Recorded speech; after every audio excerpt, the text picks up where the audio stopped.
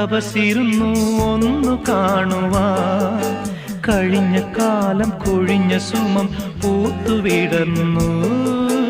ഒരു യുഗം ഞാൻ തപസിരുന്നു ഒന്നു കാണുവാൻ.